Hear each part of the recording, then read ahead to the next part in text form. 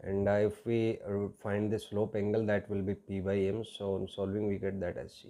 Now there is a question on that. A photon has a frequency this.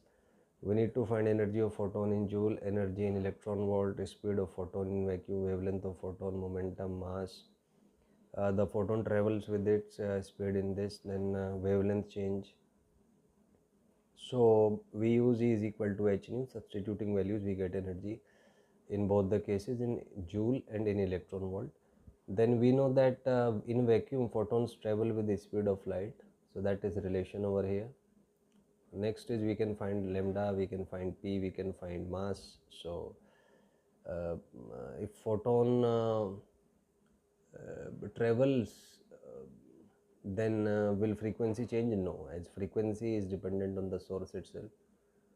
Next is, will the wavelength change? Yes, wavelength depends on the medium, so it will change. Next, now we have a question. Energy is given as 3 electron volt over here and we need to find energy in joule, speed of photon in vacuum, frequency, wavelength, momentum and mass. So we know that E is equal to h nu. We can find this. Then we know vacuum speed is this. Then frequency can we find as C by lambda equation.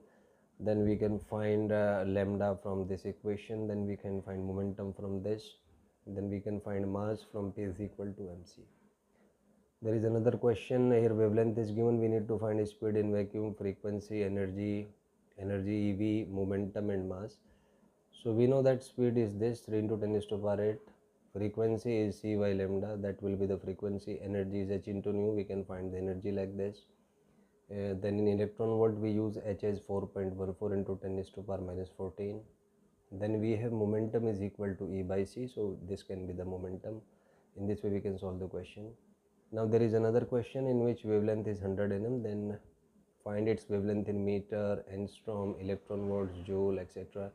So we can say that lambda in meter will be this, in angstrom will be this, energy is hc by lambda. Solving equation we can find E. Then using h in electron volt we can find energy in electron volt. Then we have frequency. So frequency is given by this relation. We can find the frequency by using the equation that frequency is C by lambda. Then we have mass. Mass is P is equal to mc. We can find the mass. Then we can find the momentum as E by C, so we can find the momentum. There is another question. When electron